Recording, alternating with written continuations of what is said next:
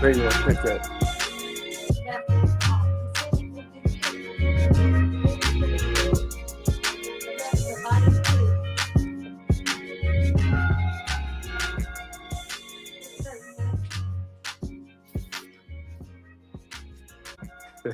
I'd like to welcome everybody to HBCU Coaches Corner. I'm your co-host, Rocky Miller, along with the Bishop, the Reverend, the Rattler, Steve Campbell. And our featured host is up next. None other than the SWAC legend himself. One dreary night in Mississippi, against the odds, he was playing Jerry Rice and Willie Totten. He, in an attempt to come out with a victory, he threw 6 touchdowns. None other than my man, Coach Johnnie Cole.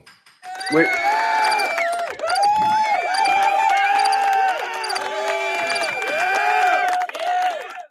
Hey, he just left. He just left a shell of Johnnie Cole. He just left down the hallway. He left this cat in here to answer questions for us. Hey, Coach, what them colors you got on today, Coach? Hey, look. You know, I'm talking to this Prairie View guy, so I had to put me some maroon on.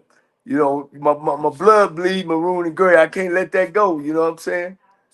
Oh, okay. Well, as they say, Coach, it is what it is. Oh yeah, without a doubt. If you TSU at heart, hey, I completely understand. Yeah. Coach, but we got a very special guest today, and he's plenty busy and he's on the clock. So with no further ado, I'm gonna step aside and let you do what you do, Coach. What made me this guy I'm bringing on, man, is my guy. He hung around me like white on rice. I had the pleasure, man, of just being a part of his success and his growing as a football coach and as a man. And I want to thank him, before, just to take some of my leadership and was able to nurture him when he was just starting off in the business. And I knew he was going to be a great one. It's just getting started for him. I look forward to a heck of a year this year. He's coming out to box because he's had so much success. It ain't going to be no secret. He knows that he has a target on his back. He talks like Muhammad Ali, and they always told him, man, I like cocky players. Without no further ado, the new head football coach, national championship game winner of the with the Valdosta College, my guy, Mr. Tremaine Jackson. Hey. Coach didn't give me no intros when I used to drive him around, though. Now he didn't give me no intros when I was the guy taking them back and forth to Alabama. Now, I'm glad to be here, fellas. Hope everybody's all right. Yeah, we good, Coach. We good. Glad to have you. Man, we just glad to have you for this little short time. I want to thank you and LaTanya Thurston and the athletic director for reaching back out to us after we kind of waiting on some folks, but and I know your time is precious. Hey man, you here. You made that big decision to come back to Prairie View, when you were getting a lot of no's, and some people that you really respect probably told you, man, look, you off to something else. But I know you, Jack, you're a guy from Acre Home. And you like home. You like looking at people like yourself, man. And sometimes money ain't everything. Being in the right place is the right thing. So how do you feel, man? You're 3 weeks away from opening up the biggest game in Black college football. Yeah, Coach, man, I appreciate you saying that. It's nothing like being at the right place at the right time. And even more so, it's nothing like being at the right place at the right time with the right people. Right. And, man, I'm really ecstatic about the people in our organization versus the coaching staff that we were able to hire, but the administration that hired me. And so I think, you got a chance to see a little bit of that alignment when you were out here. And that's not common as people think. And so to have the alignment with the administration all the way down through our players, the support staff, It's been a fun time. It seems like we've been here for a really long time, but we've been here for 8 months. And like you said, we're 20 days away from being able to come off this hill, man, and we're really excited about it.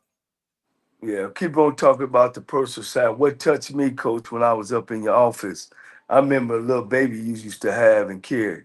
And man, I know that just got to be super, super duper special that you got your daughter with you. You can see her every day now because, of course, you know, being in this coaching business, when you start off, man, you just suitcase to suitcase to suitcase, man. Now you at home. I can see, you know, your family, and most of all, man, that precious little daughter of yours walk through. Well, she's a woman now. Yeah. You know, it's funny because she's transferred to Prairie View.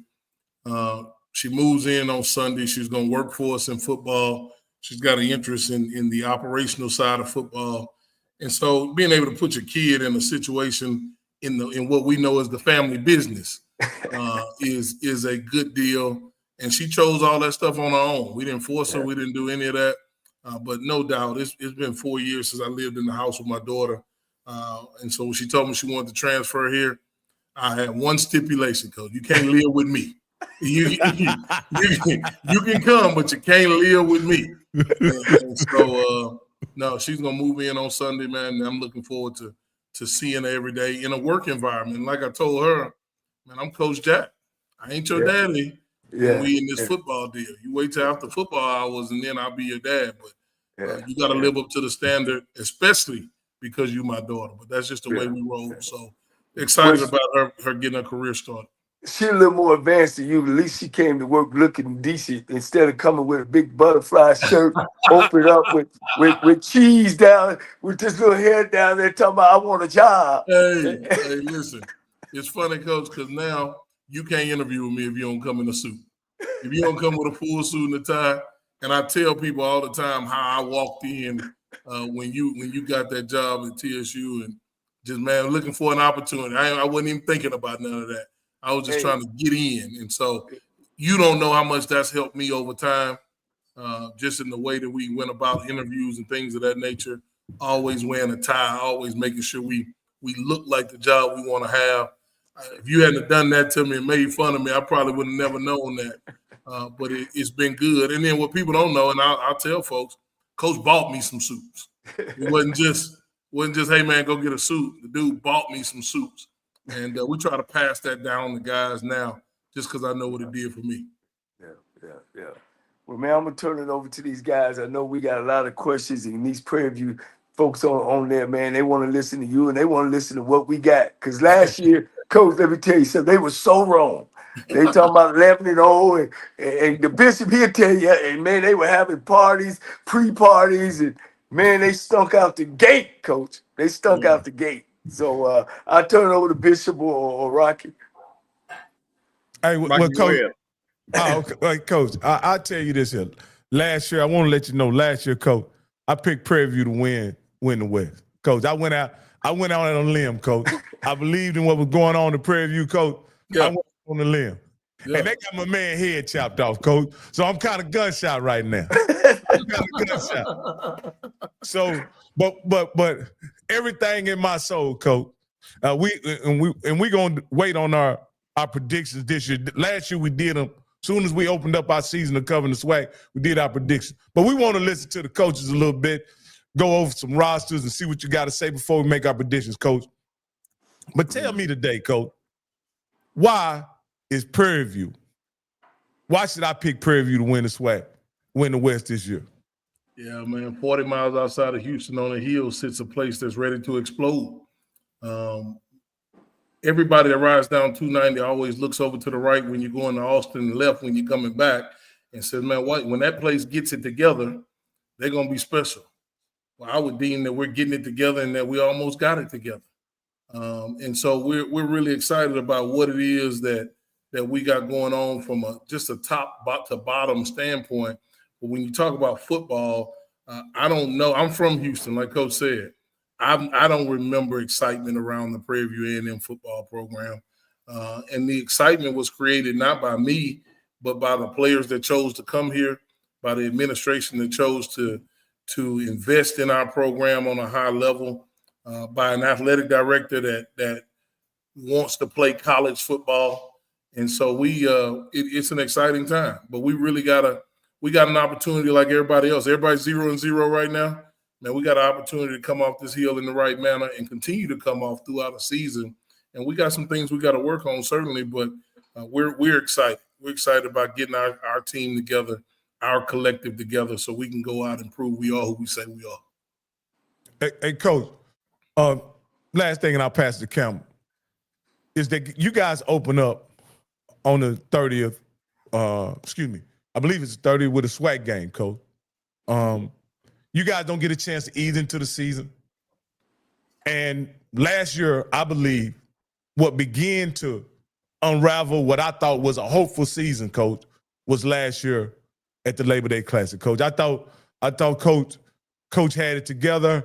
I thought he was right on the cusp of doing something special, Coach, and it all got unraveled right there at the Labor Day Classic, Coach. What can we expect to find out about your program that night? Yeah, I think with us, I think you get a chance to see what the work we put in the last 8 months. Most of all, we reported to camp 11 days ago, and these guys have been working extremely hard. We got a lot of new faces. That's normal now in today's game. And so you get a chance to see how we gel. You know, the biggest question people are going to have for us is how is this collective going to gel together? How is this collective going to be able to do X, Y, and Z? And they haven't been together very long. The staff is new. But I think you get a chance to see what we've done. We are new. We got 70-plus new faces since January. We got a brand new staff.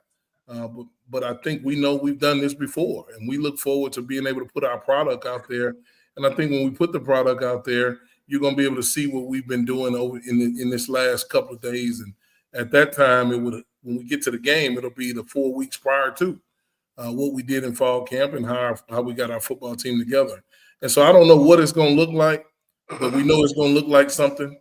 And we certainly have our thoughts and our vision on what it should look like. But discipline is key.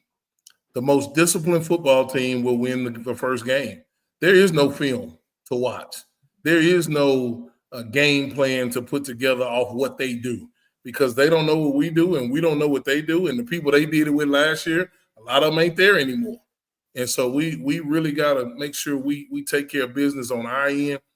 I told somebody, Rocky, the other day, man, the only people that can beat the Prairie View A&M Panthers is the Prairie View A&M Panthers. And I believe that. And there's no disrespect to anybody we play. It's just the way we go about our business and the way we do things. That's what we believe. Hey, Coach, last thing, Coach, because this just popped in my mind as you were talking. What's 11 days into training camp? Has your program, has your team started to develop an identity? And if they have, what can you say that identity is developing into? Yeah, physical. When we left spring ball, I didn't think we were very physical. I didn't think we were a physical football team already at all. And I'm like, man, I'm out here singing, talking about going to Atlanta, and we can't win a pillow fight right now. And so I was disappointed in the non-physicality. And so we made it a point to go out and to do physical things, but to go out and get physical people. We feel like we've done that after scrimmage one. We can see some things a lot different than what we had in the spring. But ultimately, I can't tell you what our identity is going to be until we get to December. Man, if we don't play in December, our identity was trash. Regardless of what we might think it is, our identity wasn't very good. We ain't have an identity. If we get to when we get to December and we're playing, then I can give you a preview on I can tell you what we were. But we plan to be physical. We plan to take care of the football. We plan to be a together team, a program, not just a football team. And so that's what we want to do. That's what we're striving to do. We're getting those things together right now while we're in camp. And hopefully you start to see that product when we play August 30th. Thank you, Coach. And Mr. Campbell, it's on you. Now, Coach, listen, you my guy. Yep. And let me tell you, I have to do the research. Now, let me tell you something, Coach. I'm going to frame this question, but I want you to understand how it's going to be asked. Now, I went scrolling through the all SWAC team, and you only got one player, your running back, McDowell, Yep. as a running back, second team. But hold on, but I want to put a caveat to that. The all SWAC team is only picked based off of players that played the previous season. Mm-hmm. So with that being said, now, Coach, usually in the SWAC, the most talented team, you can usually say, hey, if that team has the most all SWAC players preseason, more likely than not, they're going to be SWAC champion. That really has held true, as I say, since the Deion era. Now, Coach, you brought in, as you say, 7+ players. Tell me, are you going to be able to gel those guys together? And tell me some of the guys that you say, hey, you know what, Mr. Campbell, PV Nation, these are guys that I brought in that are going to be leaders and that you're going to see that's going to be all SWAC and all American and make big plays for you. Give us some of those names, Coach. Now, Mr. Campbell, you know I ain't giving you no names. Oh, Coach, that was a really good. I mean, hey, Coach Cole, he set it up in the right manner too, boy. He had it rolling, and if I was a rookie, I would have started spitting out names by how you brought it in. I ain't giving up no names. I ain't releasing no roster till the ball get kicked off. Oh, Coach, well, okay, well, all right. So you know I ain't doing that. He don't know nobody. This is the Coach's Corner. You know, people come in here to get the inside information. We got people making T-shirts with saying Atlanta. You know what I'm saying? I'm trying to help sell some jerseys. You know, maybe a guy you gonna sell some jerseys with NIL or something. Well, Coach, I tell you this. Let's do it this way. On your offense, not saying names, as you're going through camp and starting, which one on offense and defense, as you brought in these players, which group is saying, you know what, they're looking kind of impressive. This is something that, to Rocky's point, that's going to be the bedrock of our team when you start getting your position groups together. Yeah, you know, with every team that we produce, the offensive line got to be good. The quarterback's got to be able to manage the game. The D-line has to be good, and we have to be good at corner. Those are the 4 areas that we have to be good at in order to win games. In the 6 years of me being a head coach, if we weren't good at those 4 positions and at least could man up and play people, get after the pass or maintain our gaps and block people and manage the game at quarterback, we wasn't going to win no matter what we had. I tell people all the time, I can find a linebacker at Sam's. And they walking all over the aisles at Costco. Linebackers there. Linebackers and running backs, they everywhere. But those 4 positions, you got to have those guys. And as I look at our team, I like where we are from the offensive and defensive line. Being a line guy myself, we had to get bigger there. We had to get stronger. I do think we've gotten some guys. We had 5 D linemen in the spring. Like, we ended the spring with not even a 2 deep. We only came into the spring with 8 D linemen. And so, man, we had to really go out and get some depth in that area. We needed to increase the depth and get better depth on the O-line. At corner, man, it just wasn't up to our standard at corner. And so we went out and got some guys, and Coach Cole knows, man, the 212 defense, we got to have some corners. I tell our guys all the time, I'm in the position that I'm in because of how we play defense over the years and the defenses that I've been a part of. I coached on offense for 1 year with Coach Cole, and I know some offense, but I'm here because of the success that we've had on defense. And so we got to be good there, and then we got a quarterback situation that we got to figure out. And I'm pleased that it is a real competition. It ain't no competition that somebody – you know, coaches say it's a competition, but deep down have their guy written down in their pocket. We don't. Man, we letting these dudes fight it out. I went to bed Friday night saying, man, I'm going to pick a quarterback after tomorrow's scrimmage. And went to the scrimmage and said, I ain't going to be able to pick no quarterback today because those guys are fighting it out on that level. And so I love the competition at those 4 spots. Now, we have some running backs. We have some safeties and linebackers that we're really looking at. But those 4 positions, that's where I look every day to see how we're progressing, and that'll give me a preview of how we're going to be. Coach, if all the tangibles are equal, because you talk about your quarterback position, if all the tangibles are equal, meaning playmaking ability to throw the football, whatever, what kind of things on the intangible side decide who you go with as quarterback? Got to win the team. Man, we ain't doing no Kirk Cousins over here.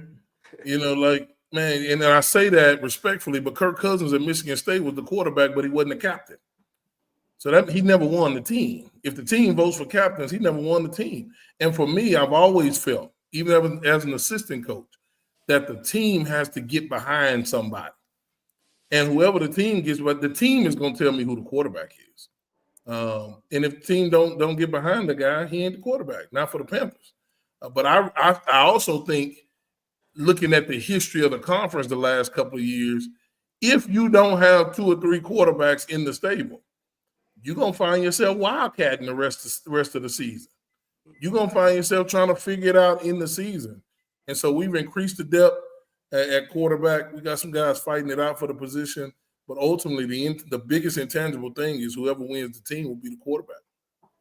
Now, Coach, you mentioned quarterback, and I think quarterback is pivotal on the 5 years I've been watching the SWAC. The best quarterback generally wins. Last year, I think, was the first year since I've been watching that I thought Richardson at FAMU was the best quarterback, and he came a fumble away from playing in the SWAC championship game. FAMU was a fumble away from hosting the SWAC championship game. But what ended up happening, Coach, to your point, is that Jackson State happened to have more than one adequate quarterback, and that ended up propelling them to be the ultimate national champion. Yeah. So I think you're on to some, Coach, as you thinking about it. It sounds like you're thinking about, no doubt, having a starter, but having more than one guy, in the room. Yeah, no, you have to. Where we come from on the lower level, you had the quarterback to the run game, like people are starting to do a lot. That kid gonna get hit, and if he get hit, he just one hit away from being down.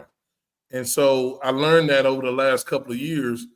We had one good quarterback where we were, and I used to go into every game going, please don't get him hit, because I knew what the drop-off would be.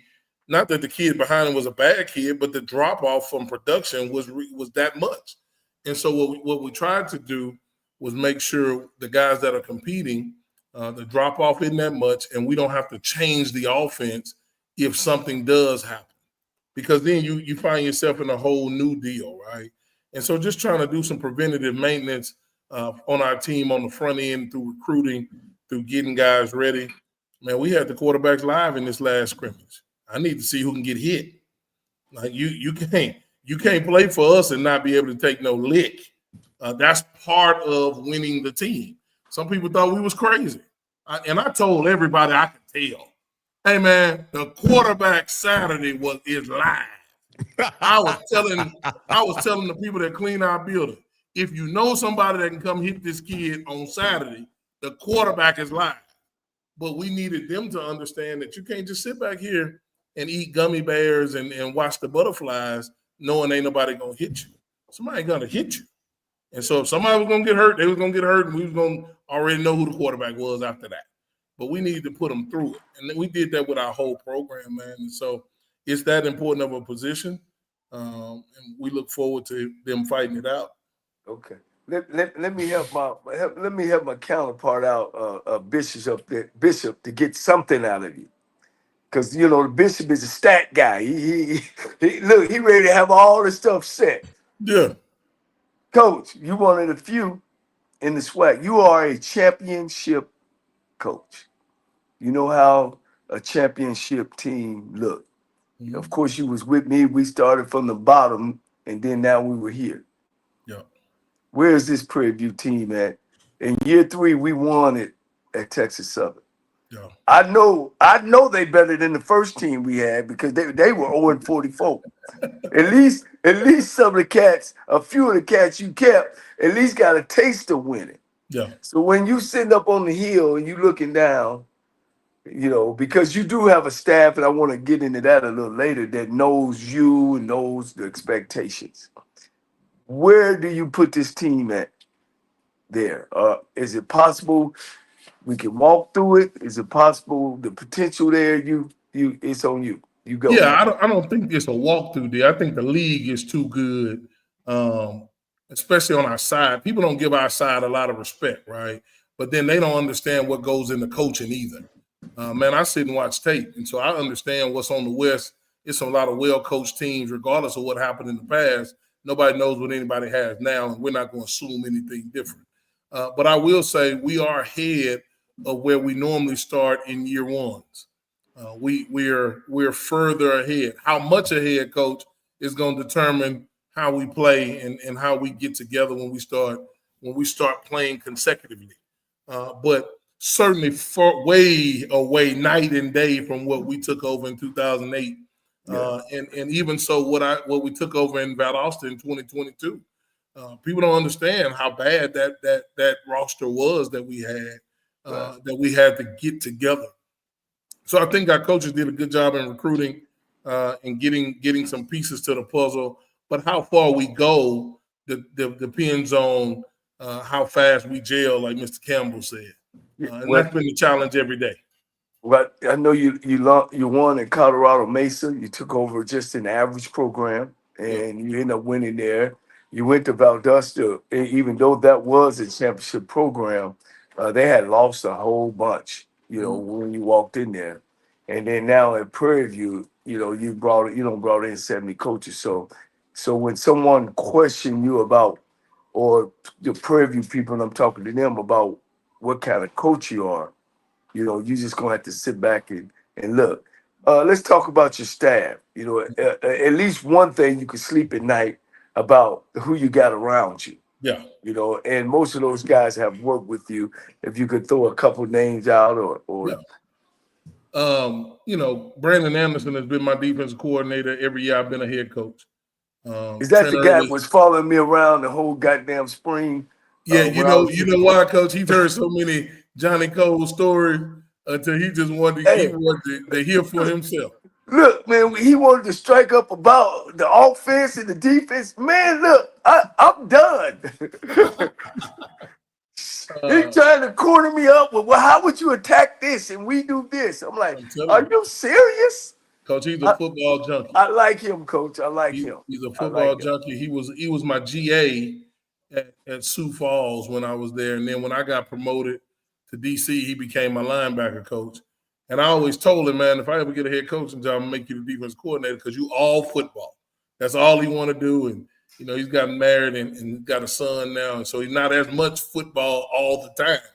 But when we in it, we in it. And so Trent Early, obviously, he played for you at Texas Southern and played for us. And so he's been with me since I've been a head coach. So those two guys, along with our tight end coach, Jackson Hadley, who is our special teams coordinator, those three guys have been with me ever since I've been in this chair. And so they've seen the ups, the downs, that we've been through COVID together. It's been a deal. And then the guys that we got now, man, with Chris Buckner as the offensive coordinator, Bryce Carlson was with me, our offensive line coach and run game coordinator. He was with me at Valdosta because we had 41 rushing touchdowns. I had never seen that. I mean, that dude, I thought he came in. We couldn't run the ball from my face to this screen the year before he got there. And, man, we ended up having a really good run game. And so I'm just blessed. Darren Garrigan was at Texas Southern. When they got let go, I hired him to Valdosta, brought him back to Houston. Jacoby Walker was a kid that we recruited, a man that we recruited to Texas Southern when we was there from Westfield, played quarterback. He didn't come to us. And so he coaches our receivers now. He's the OC at SWAC. I said, hey, man, I'm not going – I've recruited you twice. I'm not going to beg you a third time. If you say no, you'll never hear from me again in your life. And so he came to coach the receivers. Cliff Fayette is a guy that was coaching high school football at Griffin, Georgia. Has coached a lot of players, coached Will Anderson in high school, and just a well-connected guy. And I thought he could really, not only is he a great coach, great mentor, because he's so connected. And in this transfer world, man, you got to have guys that are connected and know where the players are. The game is won in recruiting. That ain't changed. We like to say we like to win our games in February. And so he was really connected. We were able to hire him. And so those are some names. Coach Oswega, a D-line coach. And, I don't really let nobody coach the D-line, man. I'm a D-line guy. So for me, the hands-off on the D-line was a big deal. And here's what I love about our staff. Hired Darryl Colbert as the chief of staff. Everybody knows Darryl Colbert, and he know everybody. And so we've been able to really get a lot done in the community because of that. But what I love about our staff is I'm able to do things like this and know that the football ain't dropping off. Monday is our off day, but those guys are in the office right now, getting some work done for tomorrow morning's practice, so we can hit the ground running. And I've had to do a lot of these deals. I went and met with the SGA the other day, just trying to connect a lot of pieces that have been disconnected over time. And because of how good our staff is, we've been able to not miss a beat with mentoring our players, or making sure the football stays the football. So it definitely, I believe I got the best staff in the country. You were able to see them coach a little bit, and I know you would have told me if somebody couldn't get it done. So when you walked away and you said you got a good staff, I kind of felt good because I knew we had picked the right people. Hey, Coach Cole. It's so fun. I just wanted to do a little housekeeping right quick, Coach Cole. Go ahead. Guys, we're switching off the off-script channel, and we're going. It'll be on. We'll finish this interview up on the Rocky Miller channel. You can go ahead and switch now. I have put the link in the chat so you guys can switch over. You guys can go ahead and do it now. Go ahead, resume, Coach Cole. Yeah, I was just saying, man. It's so when I hear you still take Mondays off to give you Sunday all day Monday, and then come back and practice on Tuesday. Mm-hmm. Well, you ain't dropped off none, have you? No, man, it works. Why mess with something that works? You know what I mean? Yeah. When I was at Sioux Falls, Coach, we took Sundays off, and I hated it because we never got a chance to put the game behind us until Monday, and so we were holding on to the game, trying to get ready for another game. Man, I love the Lord. The Lord want us to win, so that's why we're gonna work a little bit on Sunday, and we're gonna be off on Monday. Yeah, we ate good on Sunday. That's it. Yeah, we're gonna do that too. Yeah. So and as far as your athletic director, LaTanya Thurston, SID, I know y'all. I've seen you guys together. Y'all got a great relationship. How important is that on making you feel good about coaching this team and where you guys going? Yeah, it allows me to coach and not be worried about if somebody's trying to undercut me on something or we're fighting on something. Man, people don't know what happens in the athletic department when you're not on the same page. You always got your guard up. You always think somebody after you. Man, that feeling doesn't live at Prairie View A&M. And I left a place where I used to look both ways before I came in the office because I didn't know who was with me. Man, it's not like that here. Ms. Thurston, every time we got something to do from a media standpoint, she's on top of it. And then as far as AD Golf, man, I would not have taken this job if it wasn't for AD Golf. Because I felt like we were aligned in a way that we needed to be aligned in order to have a successful football program. And so he's the athletic director. He's over all sports. But there's nothing like having your boss that played your sport and understands what an ankle sprain is, and understands what players go through and cares about the players. And so it's really exciting. I think we got that part. We haven't won a championship in anything yet, but we won a championship in alignment. Yeah. I'm going to throw one more little thing in there. I'm really talking to the fans and stuff that there's HBCU schools, and I say HBCU schools because that's most of my career, they don't even know they roster yet. I talked to my brother this morning, and the band ain't even eating in the cafeteria, and ineligibility. Of course, we went through that at TSU. It's like we in game 5, and they talking about, things is the kid is not eligible. The kid's taking a bad class. Tell me, have that went smooth for you? Because I know in this HBCU realm in college football that it ain't like it should be. How's your situation? Yeah, I think our situation is really good. Everybody comes together to work for ultimately our players in every sport. And again, I get kind of when I've been at places that looked at the SWAC, the MEAC, the CIAA, the SIAC, and instantly said, well, we don't, those guys, the black college guys. One of the reasons why I wanted to take this job was to prove we're HBCU because we want to be, because we celebrate that. But that's not the style of ball. Like what people think, that's not it. That's not like a lower level standard. And on the other side of the tracks, Coach, and you know this, when you say HBCU something, you're talking about something not being up to par. Right. Because I've sat in those meetings where they go, oh, we don't want to be like the HBCUs.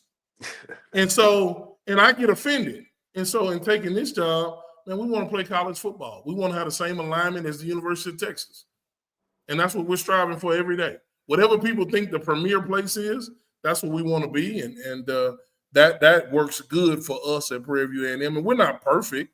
There's always things we need to get better at, just like a football team. But we're so much better than what we've been around and what we probably used to be.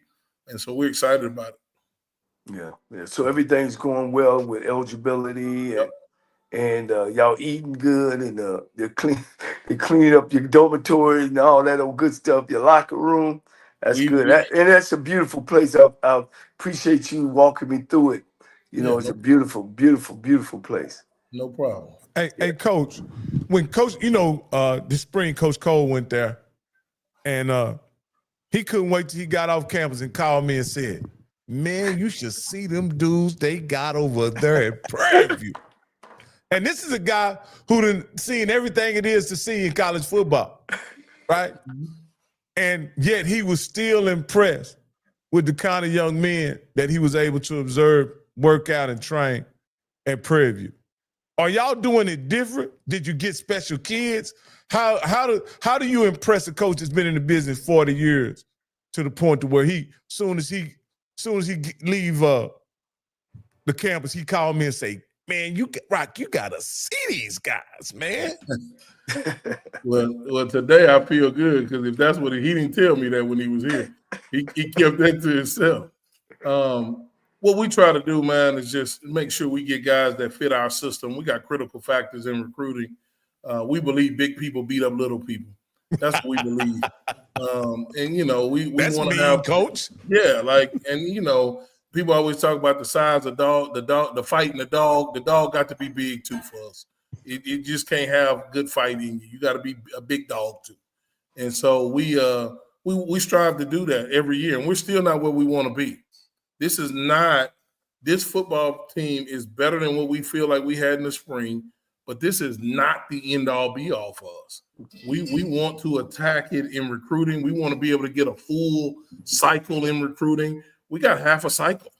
Man, we want to be able to get a full cycle and be able to implement the program fully in the spring like it's meant to be.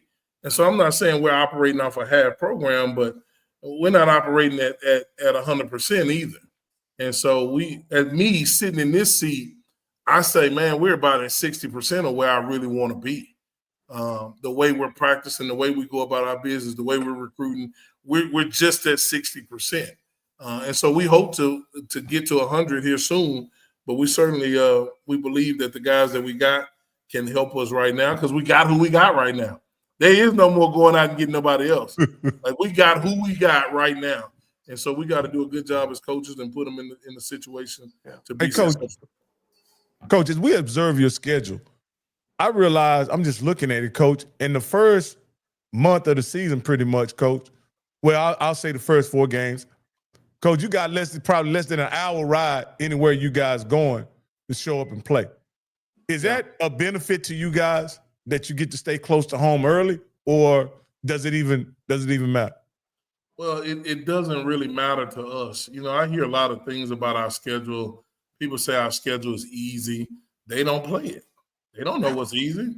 They don't play. Half the people that say our schedule is easy couldn't tell me what inside or outside zone is. So, I don't know. Here's what I would tell you. It does not matter to us if we play on Mars or we play at Panther Stadium. We better be ready to play. Because if our ultimate goal is to go to Atlanta and win, then that's not Panther Stadium. That's Mercedes-Benz. And so we better be able to play wherever, whenever, however we need to play. And so we don't get caught up in the hype of where we play, or we don't leave the state for a while. That doesn't matter to us. Just put the ball down. Let us know what we can change so we can come off this hill and do some damage. Well, Coach, listen. I'm gonna have to bring you back to your personality. Now, Coach, you done caused some trouble in these SWAC streets. You know what I mean? You came in, you sang in Atlanta and everything. Mm-hmm. Now, Coach, listen, I talked to a lot of people around there. Now, you know, I went to Florida A&M, got Mm-hmm. people at Jackson State. Now, Coach, you said something that rubbed both of my families the wrong way. You said that Prairie View, your school, had the best social media out there. That's what you said. Now, Coach, now mind you, Florida A&M has won awards for their social media, and so has Jackson State. We see video. Now, Coach, I'm gonna share some screens now because I need to find out what you're doing. Okay, so I'm going to share this screen, and I need you to answer a question for me. Let's see if we get this. Come on.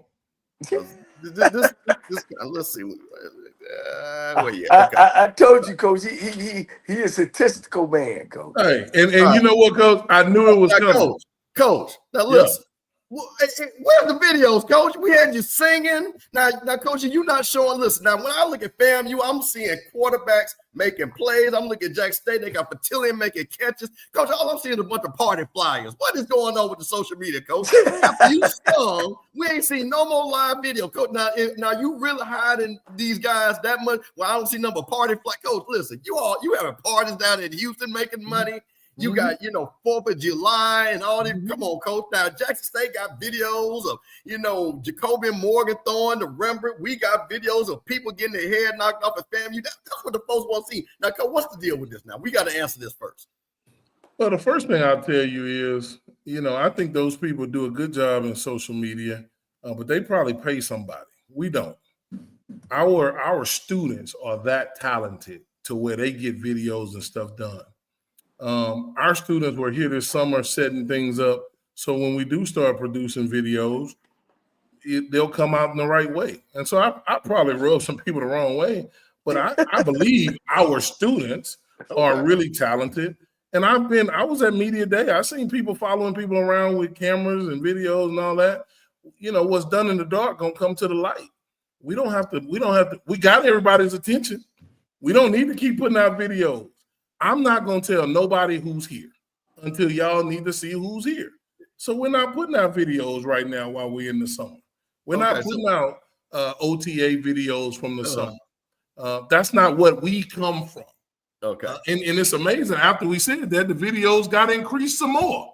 And so I'm glad to know that when we say something, people are listening. I'm glad to know. Now listen, now when you look, but see, Coach, I'm gonna tell you something. When you bark at the big dogs have to let you know how it's done. That's what happened now. Because you're talking about award-winning people that do these videos. But I'm respecting that, Coach, because you my guy. So I respect what you're saying. You say, hey, Mr. Campbell, the video's gonna come when they're ready. But Coach, I got one thing. I got one other thing. Let me see let me share this. Let me share this last thing. Because one of the things, Coach, you are a quote machine. That's what I like about you. But I gotta make sure this quote is, how sometimes people have these quotes out there, they really didn't say it. So I got another quote. My nephew Lionel, he make these nice, cute graphics and everything you do. He got, so I'm gonna share this one right here. And I want you to explain this quote to me right here. And I'm gonna, let's see where we got here. Here we go. There we go. Now, Coach, I'm gonna read this quote and I'm gonna ask you a question. Now, Coach, first of all, that's you in that picture, right? That's you, right? Okay, it just came up. Yep, that is me. Okay, hands folded. You said to host the SWAC championship game, win it, play for the Celebration Bowl, and win that too. You got to realize where we are coming from a staff. We lost the national championship game. Every morning I wake up, that's all I think about. That is all our coaches can think about. Just because we are in year one, don't mean we're going to water down our standard. Anything less than winning a national championship is a failure. First of all, Coach, did you make that statement? Let's start there. Is that was a 1,000% true statement of mine?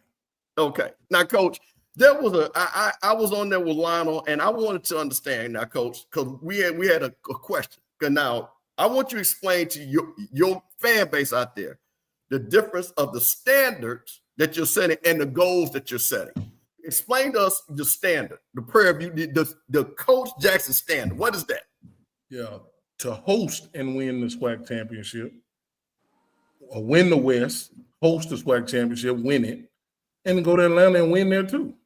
That is the standard. We didn't come here to fight for 7 and 5. It's not why we came here. I could have done that at so many other places. We didn't come here to sit behind and go back and forth. We came here to build an elite program that every year when y'all get on these podcasts and when the grass get cut in August, you know that Prairie View A&M is going to be somewhere in the mix. That's what you know. And so we're not going to be, just because we're in a weak, watered-down society, don't mean we're going to be in a weak, watered-down program. Because some people can't see their dreams and they don't have the courage to believe that they can win, so they die a dreamer. We're not going to be that. We might not win a game, but you know that's not the case. You know that ain't the case.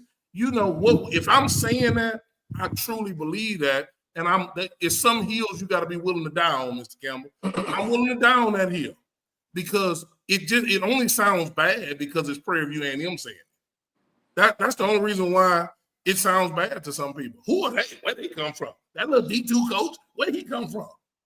But we've been in other places.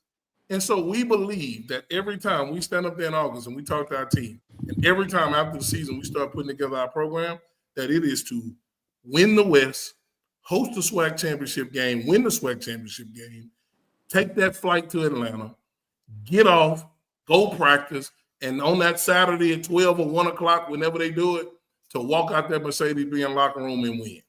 And if you don't see it before you see it, you'll never see it. You'll never see it. And so I apologize to those that die dreamers. It's just not us. It's not what we got too much. We got courage. And people that can't see themselves being successful, you're a coward. You have no courage. You need to go see the wizard. And so we came in here with a lot of courage. Some people call it cockiness, call it whatever. It's not my fault your mama didn't tell you to believe in yourself. That ain't my fault. We believe in what we say we're going to do. And when we do it, we don't want to hear from you. You don't have to apologize. All you got to do is say, man, that dude did what they said that he was going to do. And so hopefully it inspires the naysayer to find their goals and go do what they say they want to do. Hey, Coach, let me say this, Coach. I think you saying some things, Coach. You saying y'all believe in yourself. Mm-hmm. You're willing to say it out loud in front of the masses. Absolutely. We don't see no benefit in showing you what we got before it's time to show you. What? Right, Coach? Coach, you sounding like the boogeyman. Man, we're just trying to be who we say we're going to be. That's all. That's all. Man, Coach will tell you, I grew up with my grandma. My grandma had an 11th grade education. My grandma told me I could be whatever I wanted to be. That's what she told me. Yeah. Maybe she was wrong, but I really believe that. And when we got into this coaching thing, we decided we were going to try to be the very best at it, using the game of football to build young men. Well, you know what builds young men? What gets them jobs? When they have championship rings on. When they're sitting in there and they can tell a story to their boss that hey, what's that ring for? And then the boss, who probably wanted to play football but didn't have no talent, starts hearing the story and wanted to, man, this guy can work on a team. Let's hire him. Before you know it, you ain't even talked about what the job was about, but because a kid had a graduation degree and a ring on, he got a job. Well, that's our calling. And so we're not going to water that down because somebody on the keyboard thinks we shouldn't say that. Now, Coach, let me tell you something. There's a phrase that a young man in Alabama had that he was selling merchandise. So you letting a naysayer know. I see you letting a naysayer know tonight. Is that what it is, Coach? Yeah, I just kind of get a little teed off by people having something to say, and we ain't even played a game yet. Like, give us a chance to walk out the tunnel. You have, if we don't win no games, we'd be normal. We'd be normal in people's eyes. So just give our kids a chance to be successful, because our kids work hard like everybody else's kids, and they deserve to get a chance to walk off this hill and see what they can do. Well, Coach, real quick. One thing. No, Bishop, I just want to say, if anybody want to call in, because we can't hold Coach too long. If we got some call-in callers, let them through. And if not, go ahead, Coach Campbell. I'm just letting everybody know we can't hold Coach too much longer. But go ahead, Bishop. This is such, Coach, and let me tell you something. I appreciate you taking this line, because I think this has been important for young people. But, Coach, what I want to ask you is, you brought a lot of kids in. What was the thing? Because as you're saying, you're building a culture. Did you go to each one, the guys you're recruiting, and say, hey, I'm set, this is the standard, and the standard is the standard immediately? So, and then for the players, do you see them feeling like, wow, this is something different? because what you're setting this high standard for yourselves. So talk about the former players that are still that you deem to stay on the team, and the guy that you're bringing in that maybe you know what they might have been talented, but they might not have been a champion. But you brought players in from other schools that say you could be a champion here. So that's what I want to know, because the two things, Coach, I wanted to understand is you set goals, but the standard is always the foundation. And I think people got that kind of confused too. So that's why I wanted you to clear that up also. Yeah, so here's what I tell our kids. You have a grand opportunity to reset and set the Prairie View A&M football program forever. That's what you, regardless of who the coach is, regardless of who the players are in the future, you have a chance to leave a mark and say, this is what we do now. And actually, this is what we say. This is the way we ball. This is the way we go out and we do it. And so it was set in the 60s with Coach Nix. Coach Frazier came in and did a really good job, won a championship. And it's been 15, 16 years since we won a championship. And so now we have a chance in this new college football age, this new way where guys are getting paid. It ain't just about Pell Grants and Stafford loans no more. You got to come on. It's some bread involved now. And so now you got a chance to still form team, still form program, still get a great education, and set the way that Prairie View A&M football balls hence now forth and forevermore. And they buy into that. They buy into it. They want a part of it, but they also want the other side, which is the program, which is how we go about our business, how we teach them the things in the program that gives them tools to be successful. And so it's worked for us. We see no reason why it won't continue to work for us. And again, we're excited about getting out here and getting a chance to show everybody else. Well, Coach, I'm just going to say this. I got a friend of mine, her mother graduated Prairie View class of 1957. She's going to clip this because her mother was still out there sending students down there to Prairie View. So, Coach, that's what, them people back in 57 is what they talk, Coach. That's what you want to hear. Okay. Absolutely. Well, Coach, they want to hear that positive, Coach. I appreciate it. And thank you for clearing that up because, people like, hey, Mr. Campbell, ask Coach. I said, Coach, that's going to answer my question. That's one thing he will do. Yeah. And I appreciate that, Coach. No problem. Anytime. Hey, before we do this, we need the background noise to be muted. And I'm going to come to you, 5119. You're live on HBCU Coaches Corner. What's your name? Where you calling from? Hey, please be respectful because we have a professional coach on the line. Go ahead, Five. Hey, listen, this is A&T Roy. Go ahead, Roy. Hey, this is A&T Roy. I'm calling. All right, this is A&T Roy. I'm calling in to say, what's up, dog? My last name is Coleman. I'm sure you know what that is. Yeah. Hey, I want to let you know that, hey, I support everything you are saying and doing. I appreciate it. And I'm going to be supporting you all and hope y'all win that SWAC and that celebration, bro. We appreciate you. Hey, Coach, can he donate to you, Coach, since he got love? Y'all got a donation page somewhere on the Coach. Oh, he got big money too, Coach. That's a big money A&T guy. He got big money, so get some money up out of him, Coach. PVPanthers.com, Panther Athletic Fund. PVPanthers.com. I know all about it, baby. Yep. Yeah, I know all about it. But hey, hey, listen, I love this. I went to A&T's scrimmage on Saturday, and man, we got a whole different vibe. Pretty much what like the attitude that you have. So we're gonna see what's gonna happen. Yeah. All right, A&T Roy, appreciate you calling in. All right, now. Caller with the last 4, 5540. You're live on HBCU Coaches Corner with Coach Tremaine Jackson. Bro. Good evening. Hey, you all. This is Chuck Hunt. Hey, Chuck, you got to turn your TV. You know, but I'm going to come back to you, Chuck, because you know better than to have your background on like that. All right, caller with the last 4, 8310. You're live on HBCU Coaches Corner. Hey, what's up, Coach Jackson? This is Lionel. TV versus everybody. Yep. I'm just calling in to just say, hey, the nation is behind you. All right, the standard is the standard. TV Nation is behind you. And listen, we continue to challenge, and we're gonna show up and show out. All right, August 30th and on from then. All right, we showing up, we showing out, and we gonna do what we need to do to make sure that we support you guys all throughout this year. That's right. Appreciate you, Lionel. Always. Now, wait a minute, Lana, before you go, wait a minute now. Hold on before you go. Now, Coach Jackson, this guy here, while very intelligent, I mean, a prior grade of preview, we on the other side of the world like to say he's delusional. Now, Coach, has he sent you these various sweatshirts, T-shirts, headbands, and has he produced? Have he sent you any of that yet, Coach? Man, you ain't gave Coach a box yet. Boy, you. Wait. Yeah, Coach, so ask the question, Coach. So he has not sent you a box yet? No, I don't need a box. I told him I'm gonna get him. I'm gonna make him right. Our goal is to make Lionel right.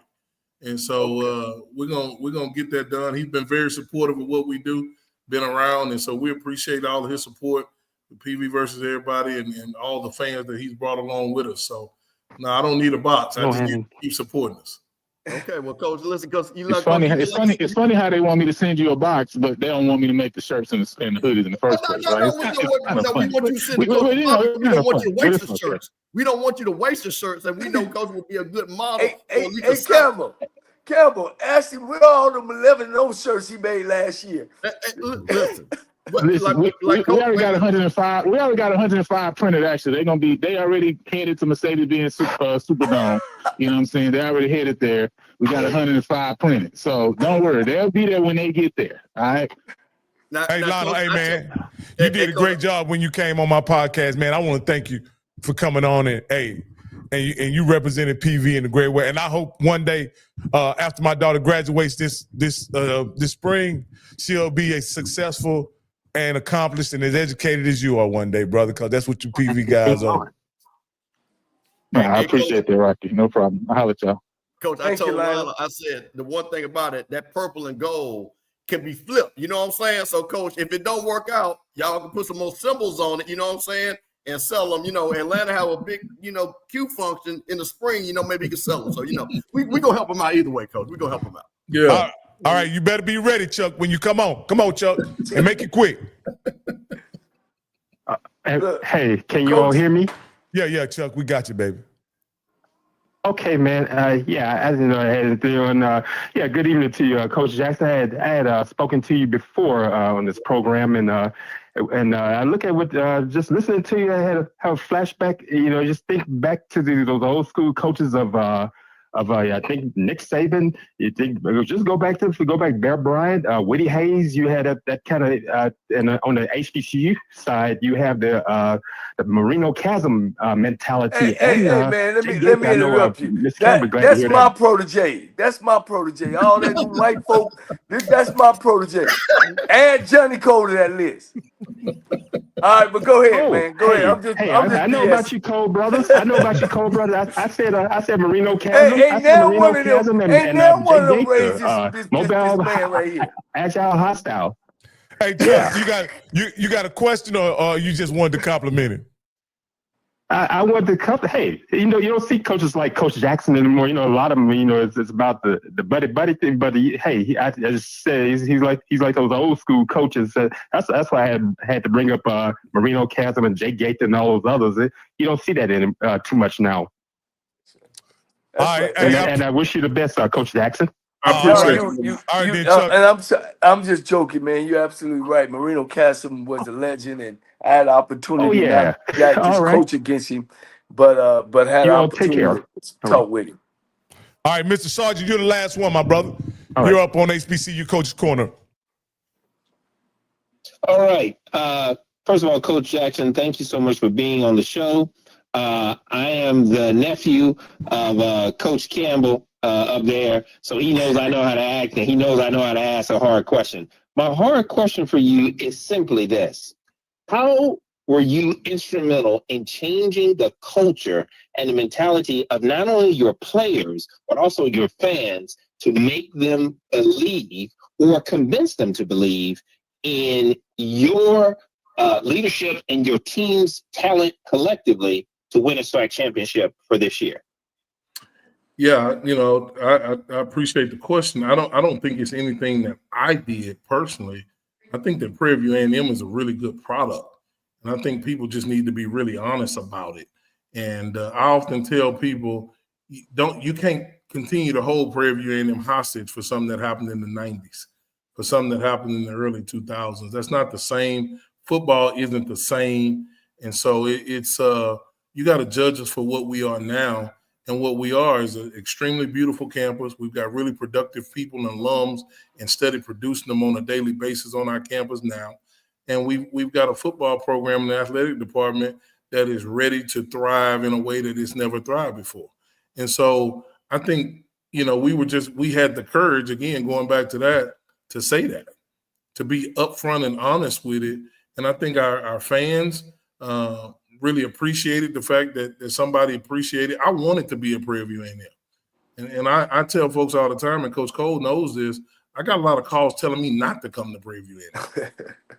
Why would you want to do that? Don't go do that. Careers go to die. Wow, really? I got a lot of calls saying, Really? don't go there. And so I wanted to come to Prairie View A&M because I believe that it was a place ready to thrive at the highest level. And so it's nothing that I did. It's not my staff and I, we hit the road and we started putting out on social media what our place really is. And we started showing people what some people don't see unless they come to the hill. And so I think, with that, what our fans know and what we put out there, it's just been a great mix. And, people got behind it. And the key is not getting behind it now. The key is staying behind it, regardless of what the scoreboard is. Those are true fans. And so Amen. We want to make sure that we create true fans. And I believe that we have a lot of true fans. And so we want to make sure that we make them proud and represent them in the right way. Awesome. Thank you, Coach Jackson. I appreciate you taking my question. Appreciate you. Hey, Coach, there was a question that was, and I think this is fascinating to think about all the levels you've been in.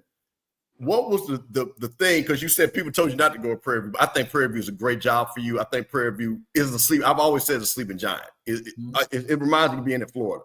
But with that being said, what is some of the differences that you saw? Because I've been on Valdosta State's campus, beautiful campus. But what were the things immediately that you said, you know what? I'm glad I'm at Prairie View because we have X. Yeah, I think the first thing is that just jumps off the screen is I've never been the head coach at a place that had its own stadium. The two places prior that I was the head coach, we had to walk to a high school stadium and we weren't in control of it. And so they told us when we could use it, when we could, go out there. And this is the first place I've been that not only do we have a nice stadium, but it's ours. And we control it in football. And so that's the first thing. And then when you just talk about campus life, people don't really know, this, Mr. Campbell, because you've been there. The last place we were at is really like a HBCU by students. The population is more Black than it is anything, even though it's not deemed a HBCU. So a lot of that culture was already there at that place, but it's nothing like being at a place that is a HBCU. And the pageantry and the fans and things of that nature that go along with it. And so we were looking for atmosphere and we were looking for alignment. And we found those things at Prairie View A&M in spite of what people told me not to do. We felt like it was a winner. And like I said before on that quote, when you play for the national championship on the other side of the tracks and you don't win, all you can think about every morning is what you can do different to make sure you get there, not only get there, but win the national championship. And so I would not have taken a job that I did not believe we had an opportunity to win a national championship at, because there's only so many places that can. That's the one thing I learned at the last place. It was 164 schools in Division II. There was only about 25 that actually had a chance to win the national championship. Everybody else was just lying. Hey, 1, 2, 3, now you ain't have no chance. When I was at Mesa, we ain't had no chance at winning no national championship. We had a chance on being good enough for that league. And so I wasn't going to take a job where we really didn't have a chance to compete and win a national championship. And that's why I chose Prairie View A&M. And even 8 months later, I still believe the same thing. Because sometimes coaches take jobs, and coach knows this. 8 months later, they don't feel the same way that they felt at the press conference. They like, man, I got to get the hell out of here as soon as I can. But that's not the way I feel. Man, I wouldn't let my daughter transfer to Prairie View A&M if I didn't think we were a long-term winner. So we got a lot of things riding on this. A lot of careers riding on this. A lot of people talk about it. This is fan talk. but there's a lot of lives riding on us being successful, and we don't take that for granted. Well, Coach, I'm glad you said that, because I'll tell you one thing you made me think about when you get there and you change your mind. Ed Reed wasn't even there for 48 hours, and boy, he rolled around and he didn't laugh after he saw what it was. So I'm glad that you said that, you know, and again, Coach, again, I think one of the things that as a HBCU fan, and like I've told you, is we need schools like Prairie View to be good. I want every SWAC game to be like the SEC. When you cut that thing on, we want that to be big time football. So, Coach, I appreciate the fact that you said I'm going to raise the standard. And like I said, I'm looking forward to that very first game, because I'll tell you one thing, Coach. Now, Coach Cole is a proud alumnus of Texas Southern, and them folks down in Houston, Coach, they watching this show. And they're going to have their own show talking about the things that you're saying. So, Coach, hey, we're ready to see that first game. I'm super excited. Coach, I think sometimes people overlook this, Coach, when they're evaluating your impact sometimes. You coached in the NCAA Division II championship game. In past years, when I look at the guys who've coached in that game, Coach, I don't think any of those coaches would consider ever coming to HBCUs. But Coach, you a guy. Ain't you the second black coach to ever coach in that besides Winston-Salem? No, it's 4 of us. It's Okay. 4 of us. It's Paul Winters from Wayne State, Okay. coach from Winston-Salem, the coach that was at Colorado School of Mines 2 years ago, and then myself. Okay. So there's been 4 black coaches. We 0-4 in that game. But you know, an HBCU guy. Yeah. And my man that was just at Alabama. Oh, Maynard, Coach Maynard. That's Yeah, right. Coach Maynard. But you know, Maynard was coming off of that. They were stepping down from Division I at Winston-Salem. So he still had them 63 scholarships. Yeah, you know, what we take a lot of pride in is that, I don't know if people know about the Southeast and how it really is, but where we were in Valdosta, no black coach had ever won the Gulf South Conference. No, that had not happened in the history of the Gulf South Conference. And so when we tied for it and won it the first year, it was like, oh, it's a tie. Well, in 2023, we were the only black coach to win a conference championship in the country. And so we come back and go back-to-back in that league in a place that's not made for us, to be quite honest. It's not set up for us to be successful. That's what made me know we had the right staff and we had the right idea and the right plan. And so that's why we get so confident in what it is that we know how to do, because of our experiences, our past experiences. And that national championship game in Division II, man, that's a hot game. Because in Division II, it ain't like the college football playoff where you take 12 teams and then there's bowl games. And, man, you could go 10-1 and not get in the playoffs in Division II. That's what people don't know. Like, I was on a team in 2014 that went 10-1 and did not make the playoffs. We had to go to a bowl game. We were 10-0 last year and didn't know if we were the number 1 seed, and we were the only undefeated team in the region. And so it's a little different down there, man. While people think about Division II, a lot of guys from Division II could play in this league and are playing in other leagues at a higher level. So it's not like it used to be, but, you know, it's just D2. It's just a little old D2 ball, coach. Well, and the next thing I was going to ask you, Coach, and then I'm through with you. I was pointing to the fact you coached at a level and played at the national championship level that we've seen players last year with Chennis Berry, who took a lot of his D2 players and transferred to South Carolina and won a MEAC championship with, right? You took some players from your previous program and you're playing with Prairie View. I don't want the names, Coach, but want to say, what makes it so translatable for a guy playing at the lower level to be able to propel a guy like Chennis Berry to a conference championship coming from a D2? Well, it's just belief in your program. I thought Coach Berry did a really good job of getting guys that understood his culture, understood what he wanted to get done, and then they went and played hard. Man, I watched them play throughout the season because they played on some Thursday nights. And I thought they did a really good job of getting those guys to play hard. And so here's what you got to look at when you look at Coach Berry's squad. Coach Berry did a phenomenal job and went 11-0, I think 2 years in a row. and we were in the same region.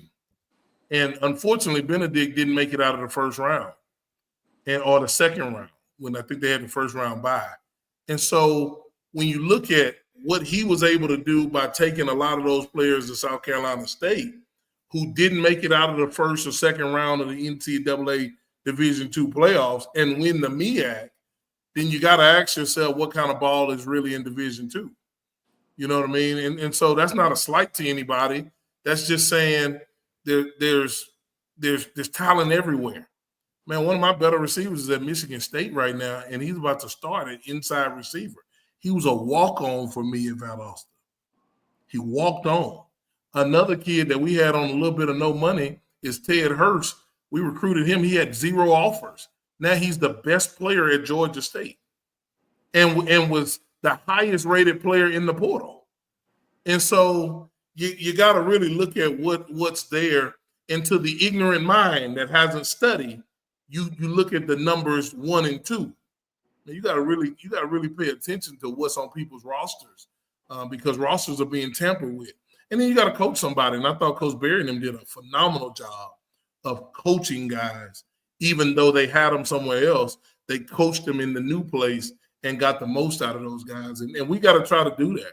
We got to try to – hopefully we can do half the job Coach Berry did and to get our guys to play at a level that he got his to play. Coach, if I'm not mistaken, they went undefeated in their conference and really wasn't tested in their conference. No, they blew a lot of people out. We were able to cross over a lot of games. We watched them play Lenore Ryan, and kind of during the bye week, we go down some things. And really good football team, man. Really good football team. But that region is a really hot region, and so we know that those things don't mean anything with where we are right now. We did bring some guys with us, but really, man, it's all about making sure we do the best that we can do when we walk out there starting August 30th. And we're not trying to give anybody any locker room material, but it's about us, and it always will be. And so we got to make sure we're ready to go. Hey, guys, I promise Coach, man, that this is his off night. And we weren't gonna wear you out, but I know Coach loved. He could talk all night as well. He loved the game, man. As much as, man, I tell you, Coach Rocky and Campbell, it's all day, man. They send me stuff all day, Coach.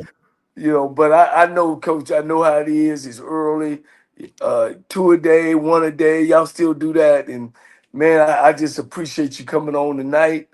We got y'all.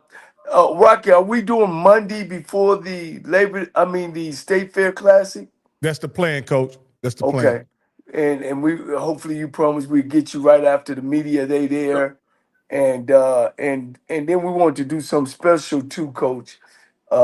When you guys pull up on Saturday to the stadium, maybe try to get some, a little burp or something like that, man. I'm putting you on the spot, I know.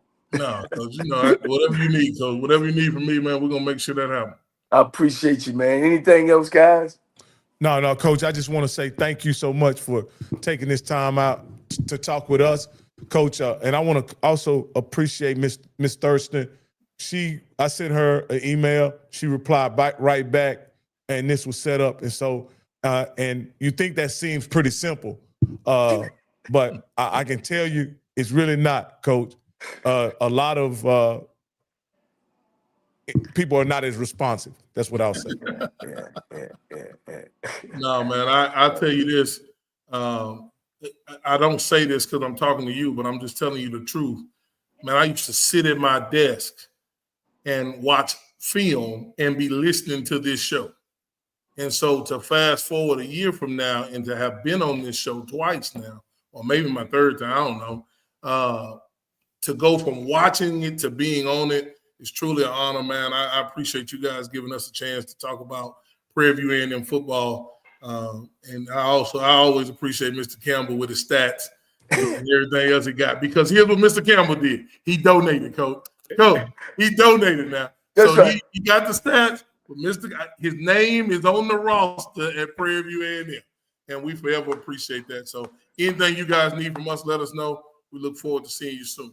All Hey, right, Coach, thank you, Coach. one little, I got to put out one little thing now because What you got? your boy gonna get you misquoted because I know the Jack State folk when you talked about your stadium being on campus, and then your boy PV put out there on campus. So them Jack State folks come for you. I'm gonna clear it up. You did not was I talking wasn't- about Jack State. I'm gonna clear, Coach. I saw. Coach, I was talking about where I've been. Coach. Where I've been. They got their little chat. Did you hear Coach talking about this? Boy, we can see. I'm telling you, Coach. I'm just Where letting I've you know. been. So don't let your folks get you in trouble. So the coach did not say that. That is Lionel saying that. That's not Coach taking no shot at Jack State. So Coach, I want to clear that up. Coach, I appreciate you. And you know I'm a big supporter of what you're doing, man. Like I said, I'm going to keep challenging Prairie View before I got that. See, Coach, when you come on, I always have my check in the back because I want to see them to have their check when you come see them. All right? That's right. That's all right. I appreciate y'all, man. Go Panthers. Be good, Coach. Later. Oh, shit. Oh, man. Man, that was all right, Coach. That was all right. Coach, you sitting up there like a proud papa, Coach. Hey, you sitting up there like you looking like I did good. Man, y'all just don't know that man, you know, when I have an opportunity, man, and these guys have allowed me to be a part of their lives, yeah, man, it's just a great feeling, man. It's just you can't explain it. I mean, Leon Murray was my quarterback at Tennessee State, and they actually bringing him back for the John Merritt Classic, and you know, to celebrate that he was the MVP, and he called me and kind of told me, you know, that he's gonna go back to Tennessee State, and they honored him, man. It's just, I mean, it's just a feeling that it's like winning a championship, man, you know, and just having the opportunity to be a part of some of these guys' life, man, and just look at your, you know, because God has blessed me, just to look at, man, you know, what they've taken from you, you know, and taking it to another level. It's just, I can't even explain the feeling. Coach, people don't realize, Coach, that me and you talked on the phone for probably 3 years now. I had never met Tremaine Jackson, right? Right. But word for word, he said some of the things that you've told me about football and life philosophies. It's almost word for word, Coach. Yeah. And I'm not saying he got it from you. I mean, y'all may have got it from the same person, Coach. But it sounds so familiar, and it's obvious that you made an impression on him, on his life as a man and also as a coach. Yeah, I had a guy named Chris Kapelovic, who's now the offensive line coach of the University of Alabama, who I gave his first job to and taught him so much. And now he's the offensive line coach of the Alabama, making $1 million, you know, call and tell me, you know, how proud and thankful he is of, you know, it's a great feeling coaching, man. And, you know, I can't say enough. And this channel here is another opportunity to let people know that we got some great African-American coaches. We got some, I mean, you two guys are great in what you guys do, man. And, you know, I just can't say enough that this is just, you know, I feel like I'm on top of the world. And I appreciate you two guys for doing what you do. Hey, Coach, you know, it's my pleasure, and thank you for giving me opportunity to be a part of this ride with you, Coach, because I sincerely believe that we're doing something special here together, and I'm just glad to be a part of it. Right. And look, we ain't outside the fence, baby. We up in the sweet boxes now. Yeah. As we and Coach, I know. I know the SIDs are watching. I know the coaches are watching because they tell us. Please check your email. I've sent you an email for a request for an interview, Coach. Coach, you got every coach's number in the book. You can pick up the phone and call them. Right. But we're trying to follow protocol. We're trying to do it the right way. Right. Again, it's not that Coach can't call and get a guy on the phone, because he can. Right. He can. But we try to do this the right way. And because of that, we've been a little slow on interviews this year. But Coach, you may have to pick that phone up, Coach.